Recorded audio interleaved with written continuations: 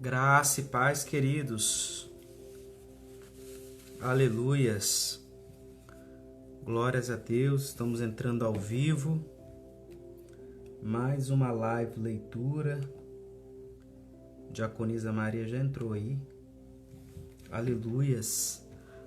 Glórias a Deus. Como vocês estão? Tá tudo certo? Diaconisa Maria é minha mãe.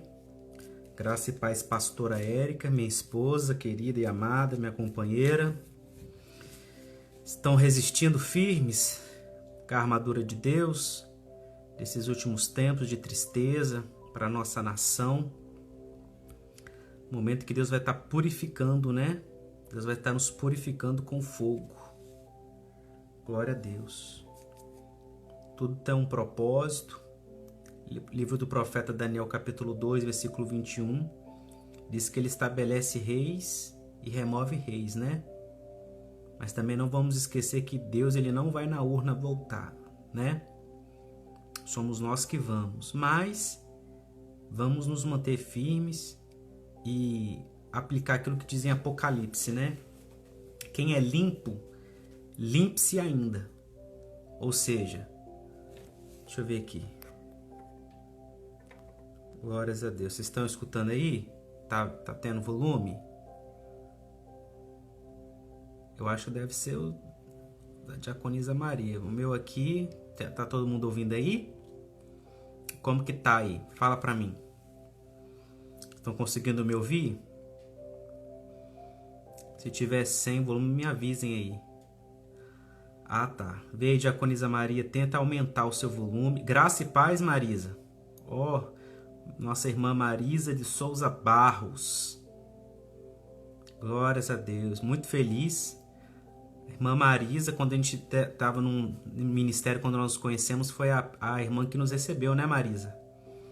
Ficava lá na porta, né? Apresentava os visitantes. Era a recepcionista, não no sentido pejorativo da palavra, né? No sentido melhor da palavra possível, né? Era quem nos recebia ali, ficava com o Bernardo, né? Brigou com a gente, né? Brigou não, nos ensinou, né? Que a gente comia um pouco do biscoito para amolecer e dava na boca dele, né? Nos ensinou que não podia fazer isso, né, Marisa?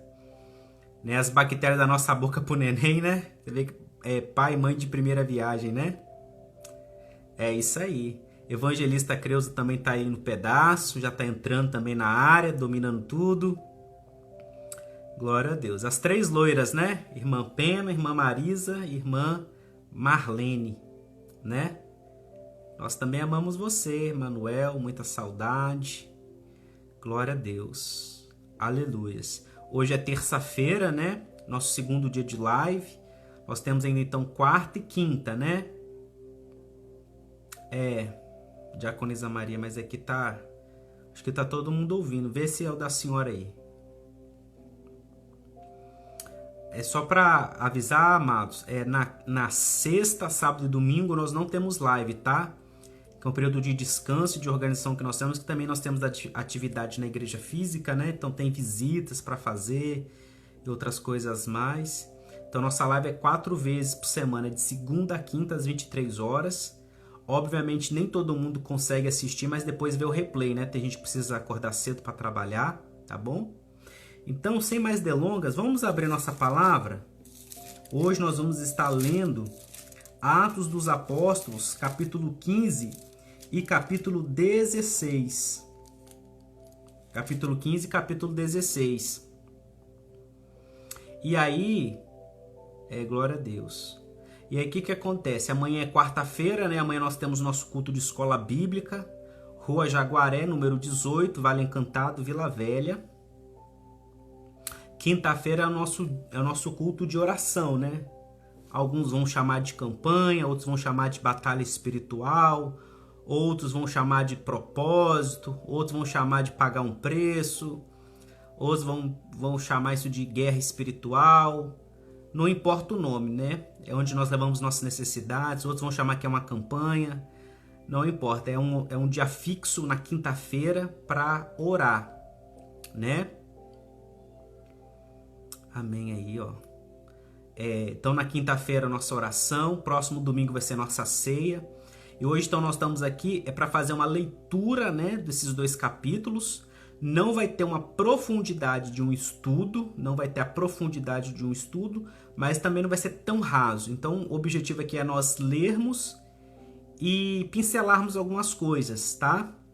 E óbvio que, se você está aqui na live, faça seu comentário. Tenta o Diaconisa Maria, sai e entra de novo. Talvez, ou deve ser seu celular, vê se aumenta o volume dele, seu aparelho, sai e entra de novo, tá bom? Amados, pra gente não demorar muito, né, que já são 11h06, vamos fazer uma oração rápida? Fecha seu olho aí, por gentileza. Pai Santo, Deus de nosso Senhor e Salvador Jesus, agradecemos e louvamos a Ti por todos os Teus benefícios. Queremos te agradecer por todas estas vidas que aqui estão presentes nessa live leitura. Nós estamos aqui para nos dedicar, estamos parando tudo que nós temos para fazer, para dedicar esse tempo para ler a Tua palavra. Abba, é a Tua palavra que alimenta, é a Tua palavra que consola, é a Tua palavra que ensina, é a Tua palavra que corrige. Nós queremos pedir que nesta hora o Teu Espírito Santo tenha liberdade de agir, de operar. Combatemos, repreendemos e proibimos toda e qualquer heresia, falsa doutrina, falso ensinamento, erro de interpretação da Tua palavra, doutrinas falsas de homens e de demônios. Suplicamos assim a Tua presença em nome de Jesus. Amém. Amém? Então aqui, ó, Bíblia em mãos, né? A Bíblia física, capítulo 15 de Atos dos Apóstolos. Vamos ler então? Pega a sua Bíblia aí comigo e acompanhe em nome do Senhor Jesus. Vamos lá. Então alguns que tinham descido da Judéia, vamos prestar atenção aqui que é muito importante. Então alguns que tinham descido da Judéia ensinavam assim os irmãos: se vos não circuncidardes conforme o uso de Moisés, não podeis salvar-vos. Tendo tido Paulo e Barnabé não pequena discussão e contenda contra eles, resolveu-se que Paulo e Barnabé e alguns dentre eles subissem a Jerusalém aos apóstolos e aos anciãos sobre aquela questão. E eles, sendo acompanhados pela igreja, passavam pela Fenícia e por Samaria, contando a conversão dos gentios, e davam grande alegria a todos os irmãos. E quando chegaram a Jerusalém, foram recebidos pela igreja e pelos apóstolos e anciãos. Eles anunciaram quão grandes coisas Deus tinha feito com eles. Alguns, porém, da seita dos fariseus, que tinham crido, se levantaram dizendo que era mister circuncidá-los e mandar-lhes que guardassem a lei de Moisés. Congregaram-se, pois, os apóstolos e os anciãos para considerar este assunto. E, havendo grande contenda, levantou-se Pedro e disse-lhes: varões e irmãos, bem sabeis que já há muito tempo Deus me elegeu dentre vós para que os gentios ouvissem da minha boca a palavra do evangelho e crescem. E Deus, que conhece os corações, lhes deu testemunho, dando-lhes o Espírito Santo, assim como também a nós. E não fez diferença alguma entre eles e nós, purificando seus corações pela fé. Agora, pois, por que tentais a Deus, pondo a serviço dos discípulos um jugo que nem nossos pais, nem nós podemos suportar? Mas cremos que seremos salvos pela graça do Senhor Jesus Cristo, como eles também. Então toda a multidão se calou e escutava a Barnabé e a Paulo, que contavam quão grandes sinais e prodígios Deus havia feito por meio deles entre os gentios. E havendo-se eles calado, tomou Tiago a palavra, dizendo: varões e irmãos, ouvi-me. Simão relatou como primeiramente Deus visitou os gentios, para tomar deles um povo para o seu nome. E com isto concordam as palavras dos profetas, como está escrito: depois disto voltarei e reedificarei o tabernáculo de Davi que está caído, levantá-lo-ei das suas ruínas e tornarei a edificá-lo, para que o resto dos homens busque ao Senhor, e todos os gentios sobre os quais o meu nome é invocado, diz o Senhor que faz todas estas coisas, que são conhecidas desde toda a eternidade. Pelo que julgo que não se deve perturbar aqueles dentre os gentios que se convertem a Deus, mas escrever-lhes que se abstenham das contaminações dos ídolos, da prostituição, do que é sufocado e do sangue, porque Moisés, desde os tempos antigos, tem em cada cidade quem o pregue, e cada sábado é lido nas sinagogas. Então pareceu bem aos apóstolos e aos anciãos com toda a igreja, eleger varões dentre eles e enviá-los com Paulo e Barnabé a Antioquia, a saber, Judas, chamado Barsabás, e Silas, varões distintos entre os irmãos.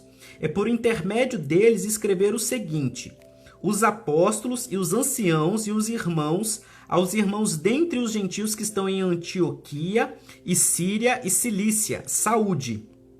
Porquanto ouvimos que alguns que saíram dentre nós vos perturbaram com palavras e transtornaram as vossas almas, não lhes tendo nós dado mandamento.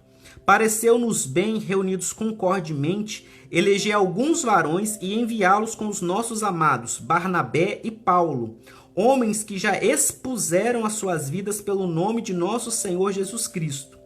Enviamos, portanto, Judas e Silas, os quais de boca vos anunciarão também o mesmo.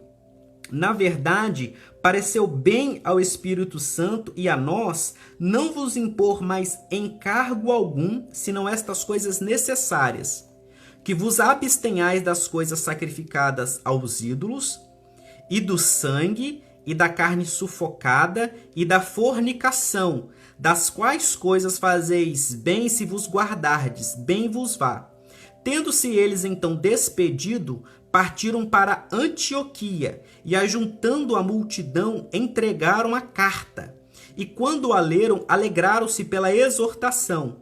Depois Judas e Silas, que também eram profetas, exortaram e confirmaram os irmãos com muitas palavras. E detendo-se ali algum tempo, os irmãos os deixaram voltar em paz para os apóstolos, mas pareceu bem a Silas ficar ali. E Paulo e Barnabé ficaram em Antioquia, ensinando e pregando com muitos outros a palavra do Senhor. E alguns dias depois disse Paulo a Barnabé: tornemos a visitar nossos irmãos por todas as cidades em que já anunciamos a palavra do Senhor, para ver como estão. E Barnabé aconselhava que tomassem consigo a João, chamado Marcos. Mas a Paulo parecia razoável que não tomassem consigo aquele que desde Panfilha se tinha apartado deles e não os acompanhou naquela obra. E tal contenda houve entre eles que se apartaram um do outro. Barnabé, levando consigo a Marcos, navegou para Chipre. E Paulo, tendo escolhido a Silas, partiu encomendado pelos irmãos à graça de Deus. E passou pela Síria e Cilícia, confirmando as igrejas. Glórias a Deus. Esse capítulo aqui ele é muito lindo, ele é muito rico. Eu poderia também dizer que ele é muito libertador. Esse capítulo 15, o que nós lemos aqui? O que ele está falando?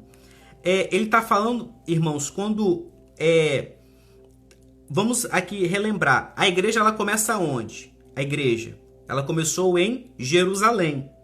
Era uma igreja formada por quem? Por judeus. Pedro, todos os apóstolos que Jesus escolheu. Maria, a mãe de Jesus, judia. Então todo mundo ali era de Israel, era judeu de nascimento, era do povo de Israel, era hebreu. Só que agora nós vemos que a igreja gentílica, ela já estava crescendo, né? Ela já estava ali, já com suas próprias pernas, já tinha, estava em franco crescimento. E eu digo mais, a igreja dos gentios estava crescendo mais do que a igreja dos judeus. Por quê? Os judeus tinham um coração duro. Nós vemos em várias passagens eles rejeitando a palavra. Nós vemos em diversas passagens eles contradizendo a pregação, tá? Então, a igreja gentílica, ela começou a crescer mais. E o que houve? Houve um determinado momento que alguns judeus que eram fariseus, Fariseus nós sabemos que é aquela seita dentro do judaísmo, porque é como se fosse um partido político. É igual nós evangélicos, né? Tem igreja que crê em dom espiritual, tem igreja que não crê. Tem igreja que crê na ação dos anjos do Senhor, tem igreja que não crê, na prática não crê. Tem igreja que crê em curas, tem gente que na prática não crê. Tem igreja que vai para monte orar, tem gente que crê que não precisa. Tem igreja que ora em línguas, tem igreja que acha que isso também não existe, que isso é uma invenção, que isso era idioma. Então era da mesma forma. Só que o que acontece aqui? Esses fariseus, eles agora começaram a fazer um discurso para a igreja gentílica de que eles tinham que se circuncidar, né? Nós sabemos que a circuncisão era tirada daquela pele do órgão masculino, né? Aquela pele do órgão genital masculino, que é o sinal da circuncisão, não é o objeto do assunto aqui, mas só para saber. E além disso, que eles teriam que observar a lei de Moisés. E aí agora começa a ter uma contenda entre o apóstolo Paulo e o apóstolo Barnabé, porque a cabeça deles, a mente deles é de que não era necessário, de que a igreja ela não era para seguir ritos. E isso criou uma confusão tão grande. O que aconteceu?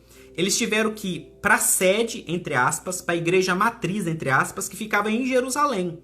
Porque o colégio apostólico original de 12 apóstolos escolhidos por Jesus estava lá. Então, como era uma questão doutrinária, houve um concílio, houve uma reunião ali em que teve que ficar definido, olha, a igreja gentílica ela vai ter que ser uma igreja judaica, ela vai ter que seguir esses ritos. E por que isso é interessante hoje aqui para nós lendo isso aqui? Porque isso aqui nos dá o respaldo seguinte de que nós somos gentios. Nós não podemos e não devemos cair em imposições em julgo judaico.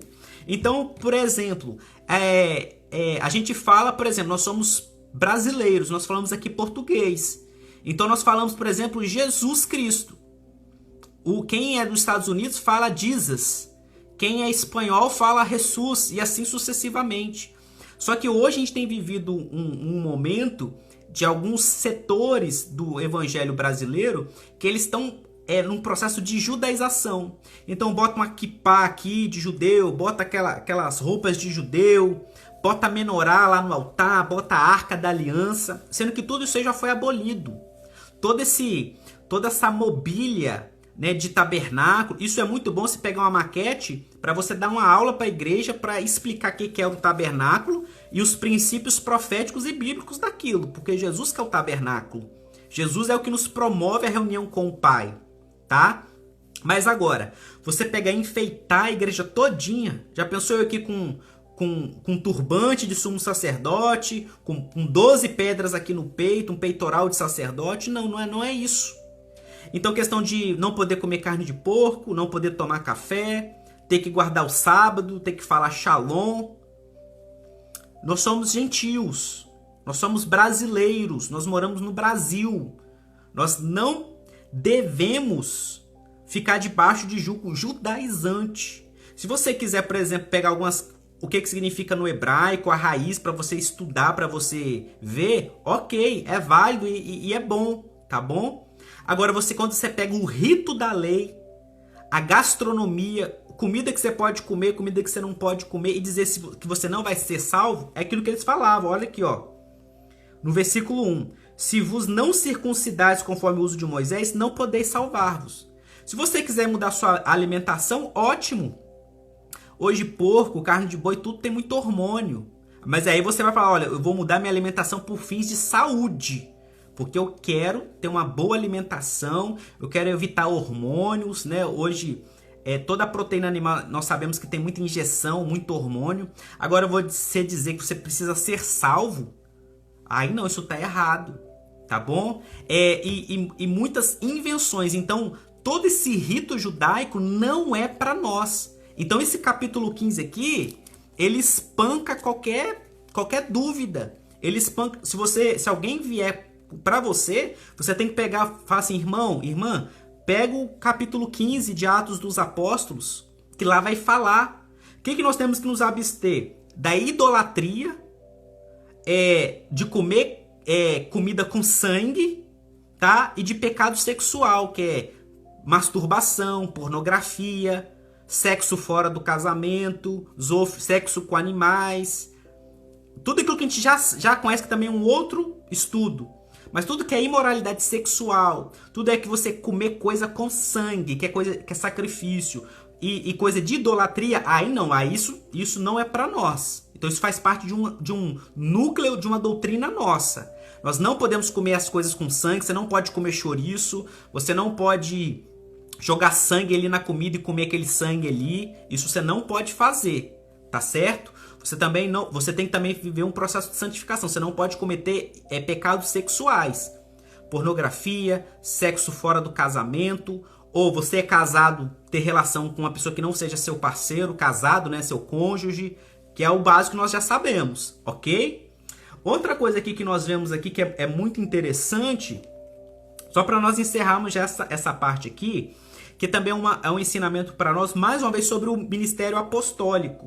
O que acontece? Nós vemos aqui que, olha só, primeiro a gente vê o ministério profético mais uma vez, que a Bíblia diz aqui no versículo 32, que Judas e Silas, olha aqui, ó, depois Judas e Silas, que também eram profetas, exortaram e confirmaram os irmãos com muitas palavras.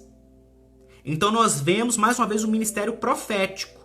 Judas e Silas. Nós vemos Ágabo, nós vemos Judas, nós vemos Silas. O próprio apóstolo Paulo era profeta, Barnabé também, tá bom?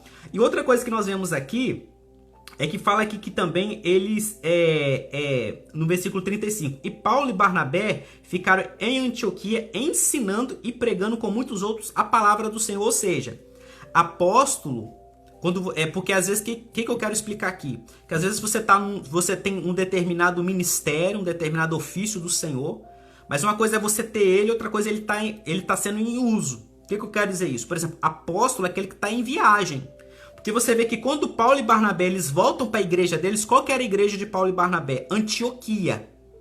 Tá certo? Antioquia da Síria.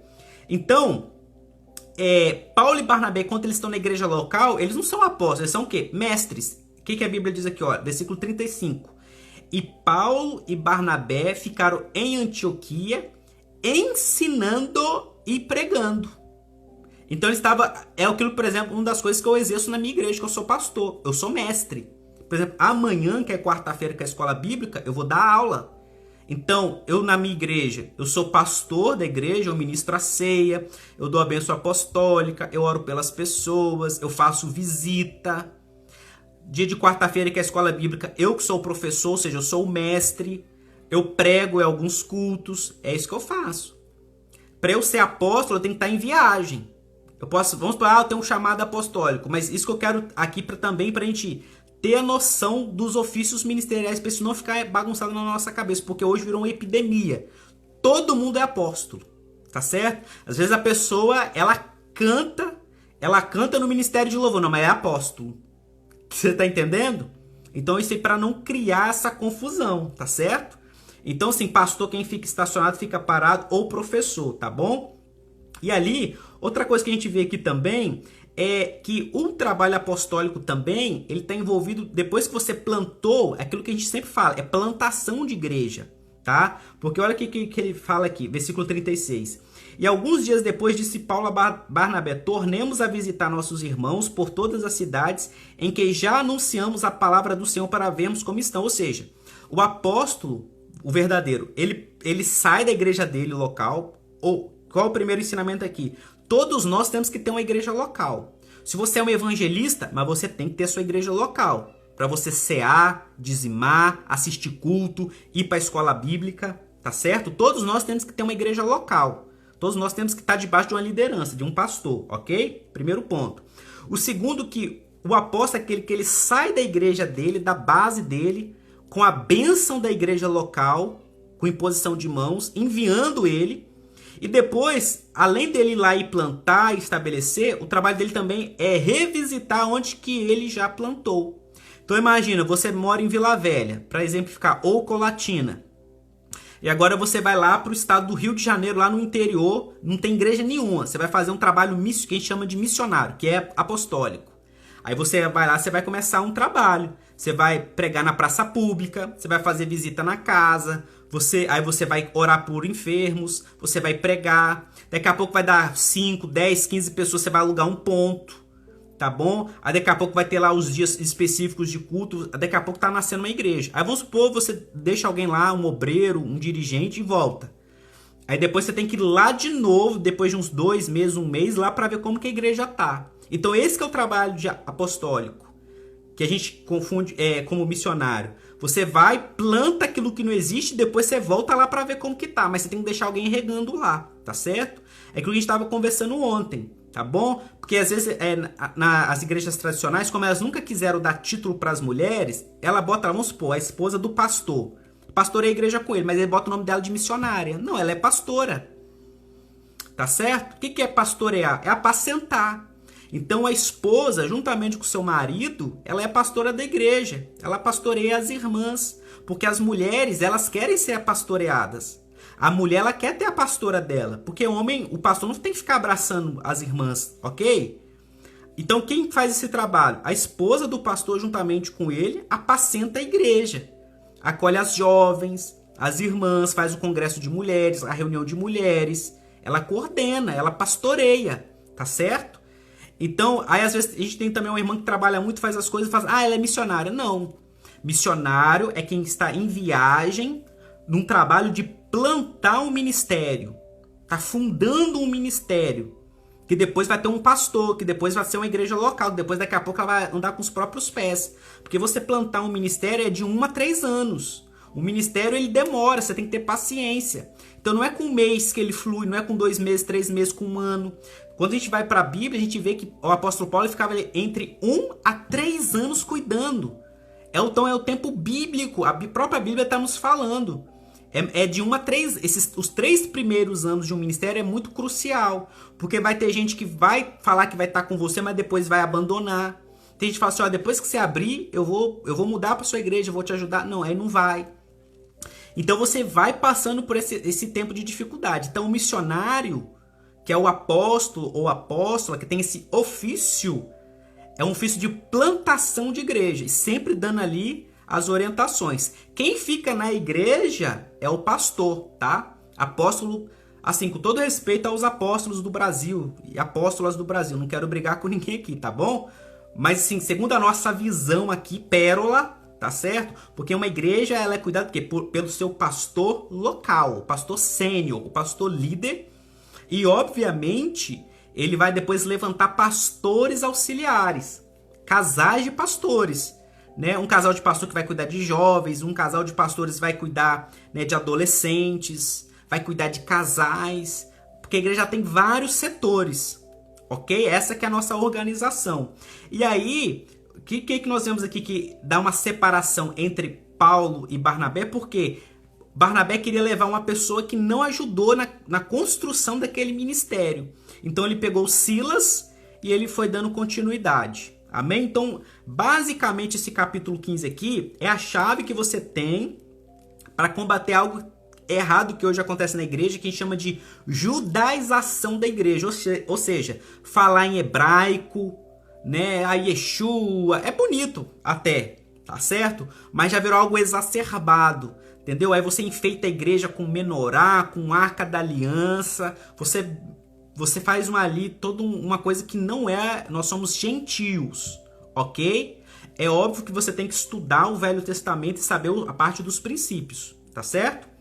Vamos agora para o capítulo 16, tá certo? Vamos lá. E chegou a Derbe e Listra, e eis que estava ali um certo discípulo por nome Timóteo, filho de uma judia que era crente, mas de pai grego, do qual davam bom testemunho os irmãos que estavam em Listra e em Icônio. Paulo quis que este fosse com ele, e tomando-o, o circuncidou por causa dos judeus que estavam naqueles lugares, porque todos sabiam que seu pai era grego. E quando iam passando pelas cidades, lhes entregavam para serem observados os decretos que haviam sido estabelecidos pelos apóstolos e anciãos em Jerusalém, de sorte que as igrejas eram confirmadas na fé e cada dia cresciam em número. Olha que coisa importante, hein? Crescimento numérico vem a partir da palavra, tá? Não adianta você querer inchar a igreja. E passando pela Frígia e pela província da Galácia, foram impedidos pelo Espírito Santo de anunciar a palavra na Ásia, E quando chegaram a Mísia, intentavam ir para a Bitínia, mas o Espírito de Jesus não lhe o permitiu. E tendo passado por Mísia, desceram a Troas. E Paulo teve de noite uma visão em que se apresentou um varão da Macedônia e lhe rogou, dizendo: passa a Macedônia e ajuda-nos. E logo depois desta visão, procuramos partir para a Macedônia, concluindo que o Senhor nos chamava para lhes anunciarmos o Evangelho. E navegando de Troas, fomos correndo em caminho direito para Samotrácia, e no dia seguinte para Nápoles, e dali para Filipos, que é a primeira cidade desta parte da Macedônia, e é uma colônia, e estivemos alguns dias nesta cidade. E no dia de sábado, saímos fora das portas para a beira do rio, onde julgávamos ter lugar para oração, e assentando-nos, falamos às mulheres que ali se ajuntaram. E uma certa mulher chamada Lídia, vendedora de púrpura da cidade de Tiatira, e que servia a Deus, nos ouvia, e o Senhor lhe abriu o coração para que estivesse atenta ao que Paulo dizia. E depois que foi batizada, ela e a sua casa nos rogou, dizendo: se haveis julgado que eu seja fiel ao Senhor, entrai em minha casa e ficai ali.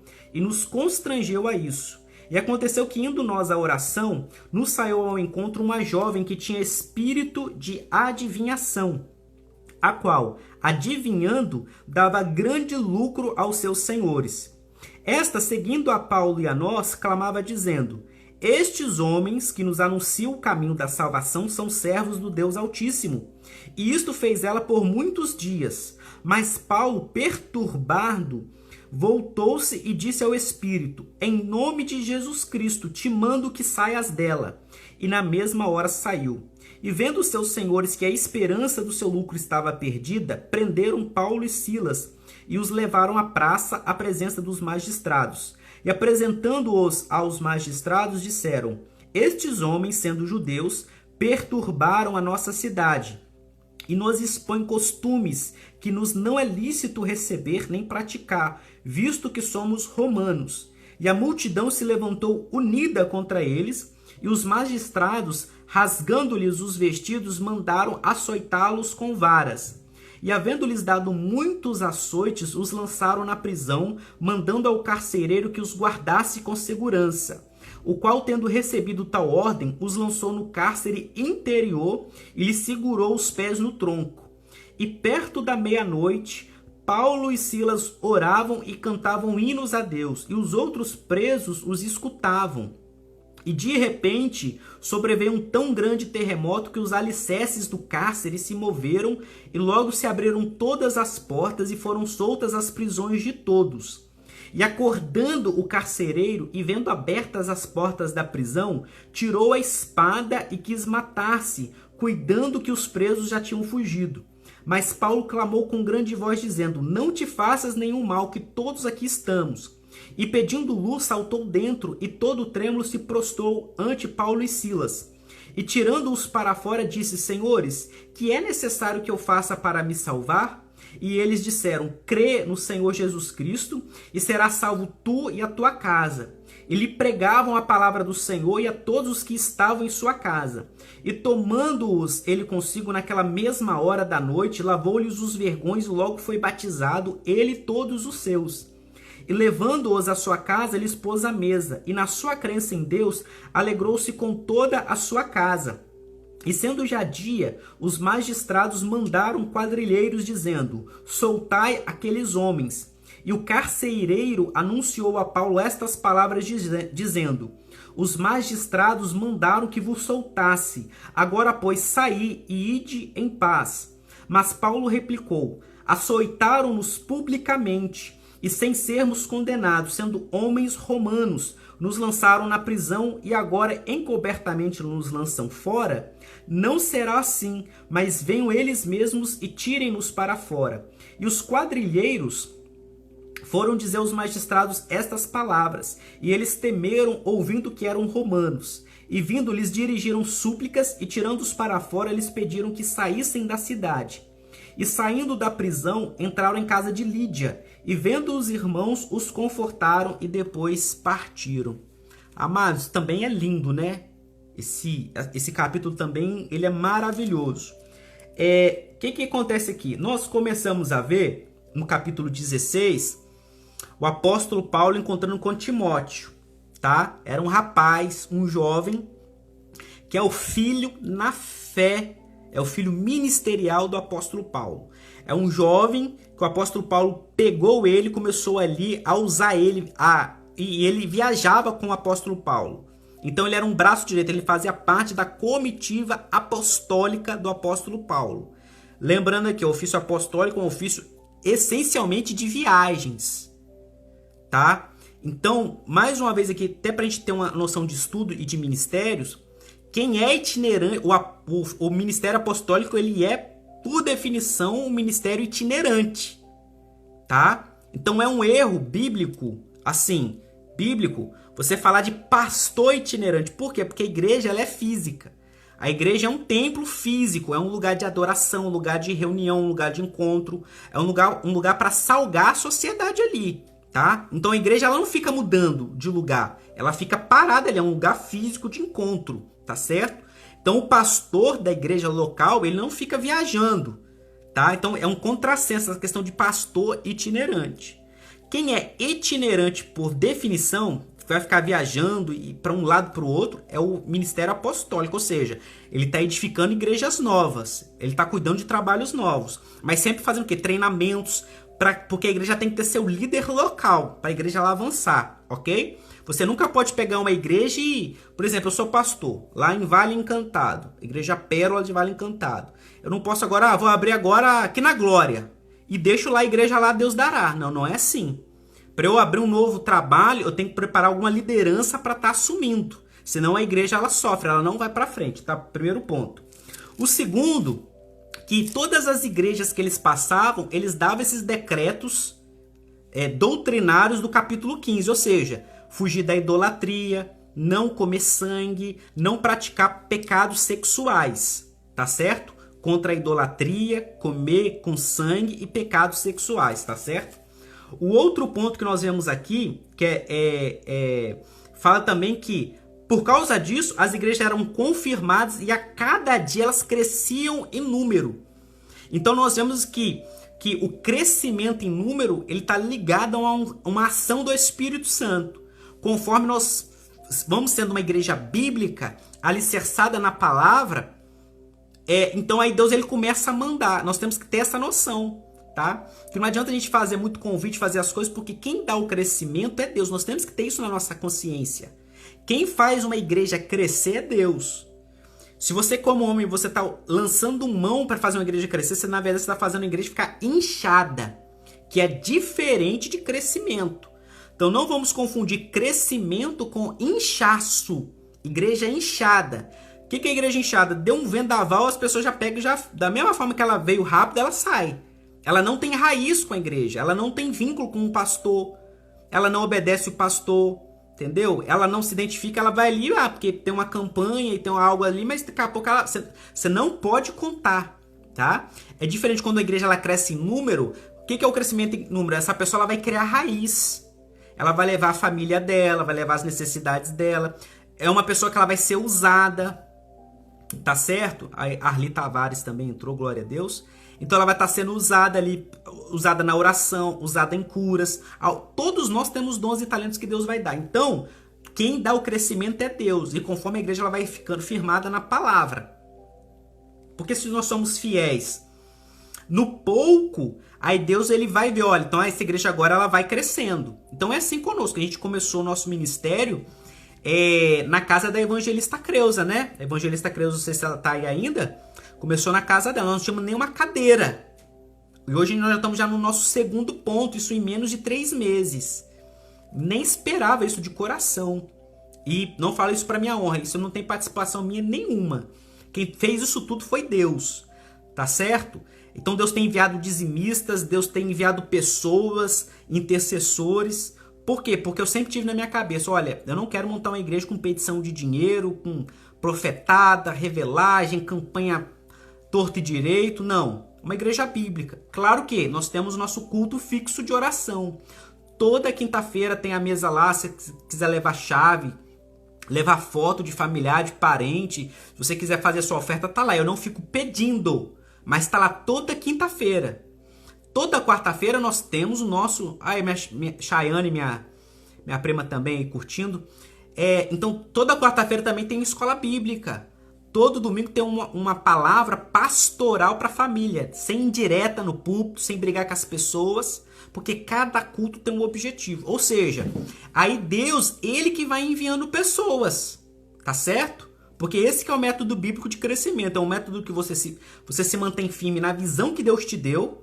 Você se preocupa em ser uma igreja bíblica, sem heresias, sem invencionice. E na sua fidelidade ali, Deus ele vai provendo, ele vai mandando pessoas. Tá? E conforme Deus vai mandando pessoas, aí a igreja ela vai se multiplicando. Porque aí as pessoas elas vão em famílias. Aí depois daqui a pouco leva o filho, leva a filha, leva o pai, leva a mãe. Às vezes vai uma criança, leva os avós e assim vai sucessivamente. Mas isso não é da noite para o dia. Nós vemos aqui pela palavra que é um processo. Depois, uma coisa também para nós destacarmos aqui, que a Bíblia diz que no versículo 7 que eles, por várias vezes, eles pensaram em tomar uma trajetória. Eles estavam na viagem apostólica, na viagem missionária para plantar igrejas. Aí eles pensaram em ir para um lugar e o Espírito Santo falou, não vai. Depois pensaram em outro, o Espírito Santo falou, não vai. E impediu mesmo. Então isso que é o importante da oração, porque toda a decisão que nós vamos tomar como líderes e na igreja tem que ter o governo, a direção do Espírito Santo. Tem que ter oração, Deus tem que mostrar. Você não pode falar assim, agora eu vou abrir aqui também uma nova igreja aqui no meu bairro aqui e tal. Não é assim que funciona. Deus ele tem que mostrar. E não apenas para mim que sou o pastor da igreja. Deus tem que mostrar para o corpo. Deus tem que mostrar lá para as irmãs, gente que não está sabendo de nada e tem que ficar em oração ou em jejum. Deus tem que usar as pessoas, Deus tem que dar várias confirmações. Então é um erro você tomar atitude precipitada, eu já vi isso acontecer. Você toma atitude precipitada e depois tudo vai por água abaixo. Por quê? Porque você fez algo da sua cabeça visando poder. Para dizer, o meu ministério está crescendo. Não é assim. Deus ele tem que mostrar, Deus ele tem que falar. Né? E a gente tem que ter base bíblica, igual eu falei. Para eu poder abrir uma outra congregação, Deus tem que trazer um casal de pastores para assumir a congregação onde eu estou. Eu não posso deixar a congregação largada. Não é assim que funciona. E aí nós vemos que eles vão para este lugar, que nós já estamos quase acabando, tá, amados? Nós vemos que ele vai para esse lugar aqui, que é Filipos, que foi a igreja mais que amou o apóstolo Paulo, que é a igreja dos filipenses. Quando você vai ler a carta dos filipenses, é elogio do início ao fim. Essa igreja amava tanto, mas tanto, é a igreja que mais amava o apóstolo Paulo, e foi a igreja que menos trabalho deu para o apóstolo Paulo. O apóstolo Paulo plantou muitas igrejas. Muitas igrejas. Todas tinham um problema, amados. Então, outra coisa que eu quero deixar aqui para você, não existe igreja perfeita. Você sabe por que não existe? Porque eu sou imperfeito e você que está me ouvindo é imperfeito. Aonde que você for, você vai estragar a igreja. Por quê? Você vai levar junto com você as suas imperfeições. Isso é muito profundo e muito poderoso que eu estou te falando. Quando você vai para uma igreja e você leva consigo mesmo as suas imperfeições de caráter, de personalidade. Tem gente que é estourado, tem gente que é bravo, tem gente que é ansioso, tem gente que é impaciente. Toda igreja tem problema. Toda igreja tem problema. Por quê? Porque a igreja ela é feita de homens e mulheres imperfeitos. Tá bom? Então, eu, por exemplo, tenho a minha igreja, tem problema. Aí, não vamos confundir problema com o quê? Com pecado largado. Entendeu? Qualquer pessoa subir pro altar, pessoa que tá com a vida sem estar no prumo, com a vida toda doida, em pecado, juntado com as pessoas e tá lá cantando, tocando. Aí isso lá já é uma outra coisa. Tá? Isso aí é aquilo que a gente fala, assim, desculpa a palavra, a gente fala de babaquice, de meninice, de falta de responsabilidade. Isso é uma outra situação. Mas assim, falhas humanas, toda igreja tem, porque nós somos falhos. Tá? Eu, por exemplo, tenho uma falha que eu não vejo o WhatsApp na hora que me mandam. E muitas pessoas ficam irritadas comigo porque liga pro pastor Bruno e ele não atende, entendeu? Eu já até sei, mas é uma falha minha. Porque eu trabalho com o computador, fazendo processo, fazendo as coisas. E ali, às vezes, o meu descanso é não ficar em celular e em computador, porque eu vivo o dia todo mexendo com celular e computador. Entendeu? Então, assim, é uma falha que eu tenho. Tá certo? Então, todos nós temos essa falha. Então, o que acontece? Só que essa igreja em específico foi a igreja que mais amava. O que eu quero ensinar aqui e destacar para você? Que cada igreja ela tem uma característica. Cada igreja, ela tem, olha só que lindo e que interessante, cada igreja ela tem um ponto que ela é muito forte e às vezes ela tem as características dela. Por exemplo, a igreja de Corinto, que é os coríntios, é a igreja que era mais usada nos dons. Onde que você vai achar sobre os dons? Aos coríntios. Era a igreja que mais tinha dons espirituais. Quando você fala de batalha espiritual, qual que é a igreja? Efésios, que é o capítulo 6, fala, olha, revestivos de toda a armadura de Deus. Nós não temos que lutar nem contra a carne, nem contra sangue, mas contra principados e potestades. Quando você quer, então, dar um ensino sobre batalha espiritual, você tem que recorrer à carta aos Efésios.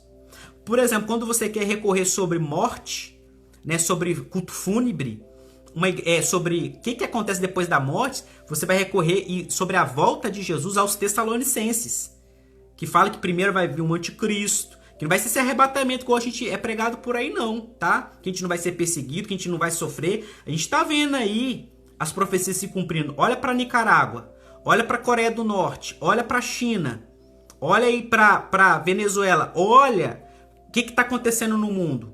Jesus não voltou e a igreja está sendo perseguida. Então você já vê por aí que essa doutrina que é pregada, que a gente vai ser arrebatado, a gente não vai sofrer, não vai ser perseguido, porque isso não é de Deus não, sabe por quê? Desde que a igreja é perseguida. Desde que a igreja é igreja, Gente, a igreja primitiva, eles eram lançados nas covas dos leões. Pai e mãe viu o filho ser comido por leão, ser estraçalhado. Eles eram queimados vivos.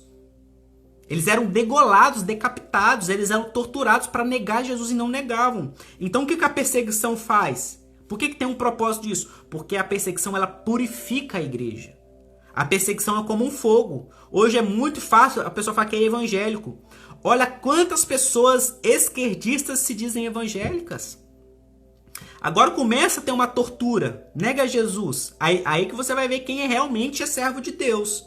Por quê?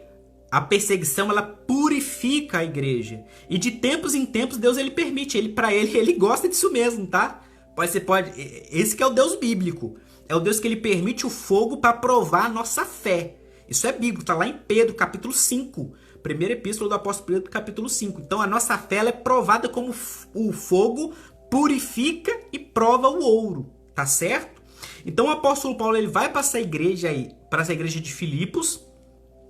E lá, o que acontece que eu queria pincelar aqui para nós encerrarmos? Que ele fala do dom de discernimento de espíritos e do cuidado que a gente tem que ter na igreja. Por quê? Tinha uma menina que ela ficava todo dia lá quando ele estava pregando. Falou, olha, esse daqui é um homem de Deus, tá? Ó, esse aqui, ele é um homem de Deus. Ele anuncia a salvação no nome de Deus. Só que isso era espírito de adivinhação. Então, o que eu queria agora pedir para você tomar cuidado? Toma cuidado com revelação. Toma cuidado com profecia. Toma cuidado com língua estranha. Pastor Bruno, você não crê? Não, eu creio. Eu oro em línguas. Eu acredito, eu tô aqui porque eu sou fruto de profecia para minha vida, que eu ia estar nessa posição que eu tô hoje. Sem profetas na minha vida eu não estaria aqui. Várias profecias, tem muitas ainda para cumprir. Só que é a questão de você filtrar se essa profecia é ou não de Deus. Porque às vezes, o que acontece? Grande parte das igrejas, não vou falar que são todas, eu não posso generalizar, mas grande parte está tendo uma operação do espírito de engano, espírito de adivinhação, tá? Meninice no altar, molecagem no altar. A pessoa fala, Deus me revela, me fala tal coisa que vai acontecer e não acontece. É como nós vemos agora na eleição. Quantas profecias? Se o outro lado ganhar, ele vai morrer. Tá vivo até agora. O que ganhou, supostamente ganhou, tá vivo, né? O nosso atual presidente vai ganhar, não ganhou, tá certo? Então é isso que eu tô falando, não sou contra, tá, nosso atual presidente, pelo contrário, tô muito triste que tudo que aconteceu está acontecendo. Só que aqui nós temos que entender, amados, Deus agora vai purificar a igreja. Para mim esse que é o meu consolo e minha palavra pastoral para você. Que é o que está me consolando. Que Deus ele vai poupar o justo, ele vai separar joio de trigo. Mas Deus ele permite. Agora nós vamos ter 4 anos, então povo, você fizer a escolha, porque Deus ele não vai na urna votar. Tá? Ele está lá no céu, ele está no trono dele, mas ele não desce do trono dele para ir lá apertar o número na urna. Então nós temos que ser responsáveis pelas nossas escolhas. Então, quando essa menina... ele tem um discernimento que aquilo era um espírito de adivinhação, que aquilo não era de Deus. Ele falou assim, olha, em nome de Jesus, sai dela. Ele não aceitou aquela profecia, porque ele discerniu que aquilo não era de Deus. Só que não parece que é de Deus? Você fala, olha, ele é um homem de Deus, ele é um homem de Deus. Mas não era um homem de Deus? Então nem tudo às vezes que tem a aparência de verdade é de Deus. Então você tem que estar ligado, porque tem muitas igrejas que elas estão operando debaixo de espírito imundo, debaixo de demônios, espírito de adivinhação. Você está entendendo? Então é uma oração que nós sempre fazemos também na nossa igreja, proibindo o espírito de engano, o espírito de mentira. Você tem que ter muito cuidado com falsas profecias, porque isso pega uma igreja, ela arrasa, ela acaba com a igreja. Aí depois o que acontece? O ímpio ele fica zombando da nossa cara. Ai, cadê seu Deus? Deus não falou? E aí, não foi revelado? Mas o que aconteceu? Você está entendendo? Então o cuidado que nós temos aqui ter pela palavra.